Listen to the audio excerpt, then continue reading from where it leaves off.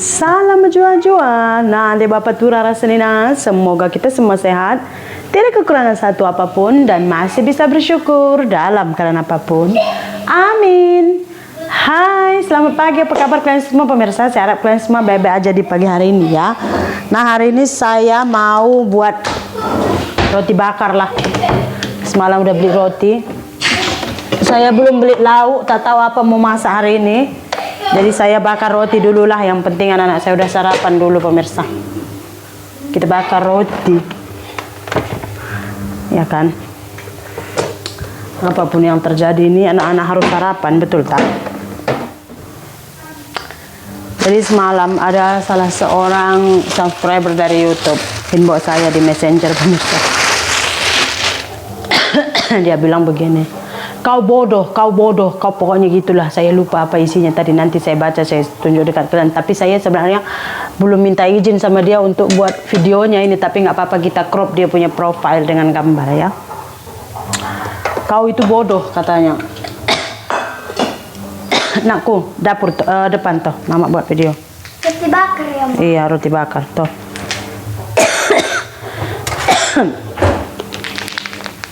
Apa?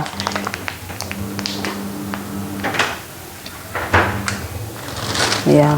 Habiskan aja nanti mali ya Paknya berjamur-jamur. Dia cakap, kau bodoh. Laki itu enggaknya berubah. Jadi saya, pokoknya panjang lah gitu, kayak dia marah-marah gitu pemirsa. Cuman saya dari dia marah pun saya tahu, dia itu kayak udah tahu kalian, kayak kita punya best friend. Terus best friend kita itu selalu curhat, beginilah suamiku, begitulah suamiku, nangis-nangis. Terus bila dibagi masukan, kau buat macam ini, kau buat macam ini, tak ikut. Lepas itu curhat lagi, begini begitu, nangis-nangis. Kalau ada masalah curhat nangis. Kalau masalah curhat nangis. Lepas itu kita bagi ide apapun nggak masuk. Selalu las-las dia buat cara dia juga. Las-las kan kita jadinya emosi. Jadi saya rasa dia pun sudah begitu pemirsa. Dia itu sudah mungkin sudah emosi memuncak. Saya bilang, ya kau pintar. Baru dia bilang bla bla bla, panjang lah. Intinya dia itu kayak udah emosi ngelihat saya gitu. Aku tuh emosi nengok kau gitu katanya. Pokoknya kasih efek jerah, balikkan ke Malaysia ini itu katanya kan. Saya udah agak situ, dia sebenarnya nggak benci, dia itu sebenarnya kasihan sayang gitu, tapi dia bagi ide saya nggak buat gitu, makanya dia udah emosi, jadinya dia udah marah-marah sama saya. Saya boleh terima sih semalam. Lepas itu dia bilang, mana harga dirimu, kau itu istri, lakimu komen sana sini di Facebook perempuan. Jadi saya bilang yang mana, saya nggak tahu memang pemirsa, saya terlampau sibuk pemirsa.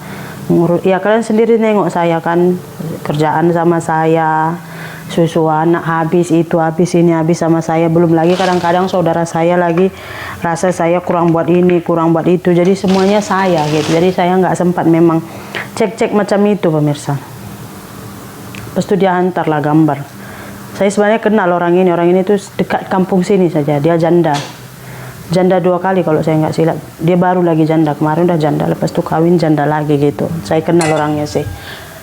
Lepas itu saya kenal orangnya itu, jadi dia tunjuk. Ini sebenarnya udah lama sih. Saya perkirakan dengan tarikh yang kami buat surat perjanjian, ya kan. Saya tengok berapa minggu udah dia komen. Beginilah komenannya pemirsa. Memang saya tahu kalian, kalau bagian di FB, sebenarnya saya hal-hal macam suami saya ketahuan selingkuh, call sana, call sini, saya nggak jarang post di Facebook gitu. Nggak saya post. Karena apa? Karena kebanyakan yang melihat Facebook saya ini orang kampung, pokoknya orang yang kenal gitu. Jadi saya kurang. Kalau di YouTube kan kebanyakannya tuh nggak dekat sini gitu. Makanya saya postnya di YouTube. Cuman semalam saya udah post aja di Facebook, makanya kawan saya ini dia inbox saya gitu. Sebenarnya ada 3 orang juga yang inbox saya, katanya, Kak Sri, kita sama, saya pun macam itu, tapi dia di Facebook diblok suaminya sama selingkuhannya gitu. Kalau saya kan di WhatsApp. Udah gitu, baru saya pikir gini pemirsa, sebenarnya suami saya memang tidak ada pun niat untuk mempertahankan keluarga. Misalkan dia mau mempertahankan, dia nggak akan buat kayak gini. Istilahnya suami komen seperti ini di Facebook, janda. Pasti orang mikirnya apa? Ih, suaminya ini gatal kali. Ada yang mikir, oh orang ini udah jumpa, nggak seimbang. Karena kata suami saya, foto juga macam-macam antar, tapi jumpa senyap saja. Katanya mungkin mereka udah berjumpa. Lepas itu malu-malu kucing mungkin lah, macam orang pacaran ya kan. Kenal-kenal di Facebook, lepas itu jumpa, ya senyum-senyum, senyum, nggak ngomong ya kan. Jadi kayak gitulah.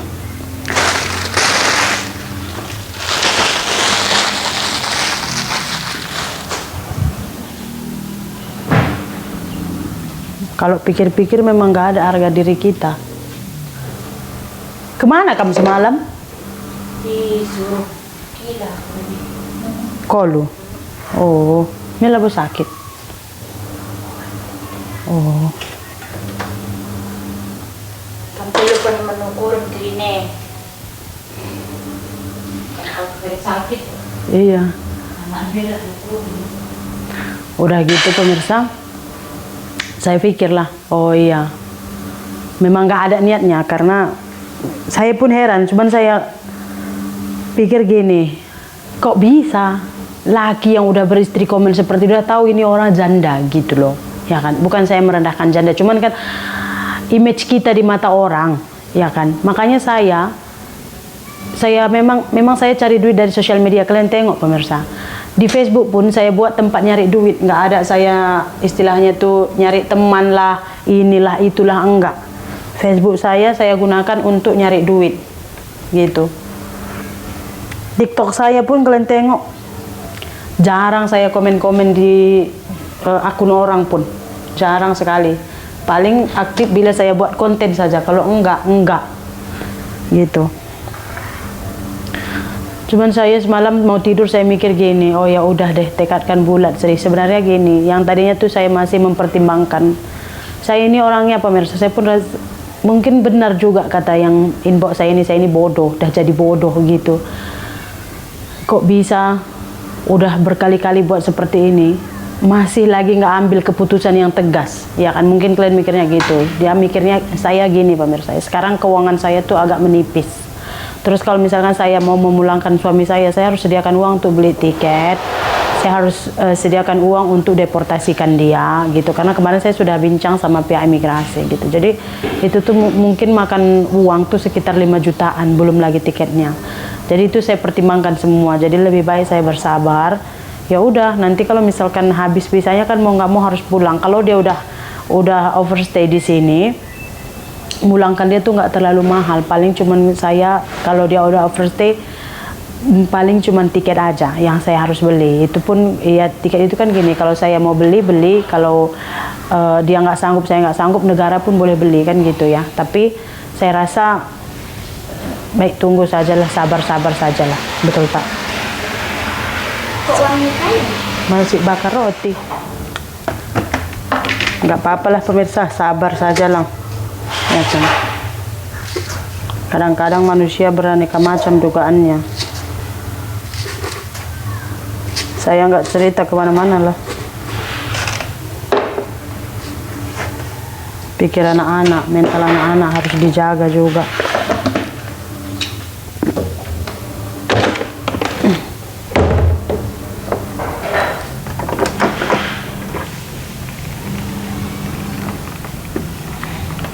Cuman saya memang terkejut sih sama message itu gitu. Mungkin orang lain udah lama tahu. Cuman orang malas diam aja gitu ya kan. Saya aja yang nggak tahu apa-apa. Terlalu sibuk dengan dunia saya sendiri. Kayaknya saya nggak tahu. Pas dibilang itu juga saya tanya mana di komen di mana gitu. Terus dia tunjuk itu, oh iya saya kenal ini orang. Karena nomor WhatsApp-nya itu nama juga disimpan oleh suami saya. Wow, hitam. Jadi makanya kemarin diantar, oh iya saya kenal orang ini, gitu aja. Udah, selalu jumpa pun. Kayak mana lah bikin pemirsa, di kampung kami ini memang banyak kan perempuan murah-murah. Murah karena nggak mau kena panas. Kalau nggak saya dulu Waktu saya sini sama Ami, nggak ada uang kami, nggak pula saya ada niat mau gatal ke sana cari laki, sini cari laki untuk dapat duit. Malahan saya sampai di dusun-dusun orang lain, sampai jauh-jauh saya pergi kerja ladang. Walaupun istilahnya kan, walau dulu pun kita susah di Malaysia kan, saya kan nggak ke ladang, nggak kena panas juga gitu. Tapi demi anak kan saya apapun saya sanggupkan gitu. Sampai kemarin saya buasir karena saya hamil besar, terus bawa barang-barang berat, junjung atas kepala di bukit-bukit baja, kerja di kebun orang baja gitu kan, bukit-bukit naik gitu. Saya gitu, saya kerja. Ada setengah perempuan, dia nggak ada duit tapi nggak mau kerja, jualan tempe bacem lah. Setiap manusia pun ada prinsipnya, perempuan pun gitu. Sini saja lah. Saya nggak minta lebih pun pemirsa, tapi untunglah belum. Saya masih ada orang-orang yang peduli.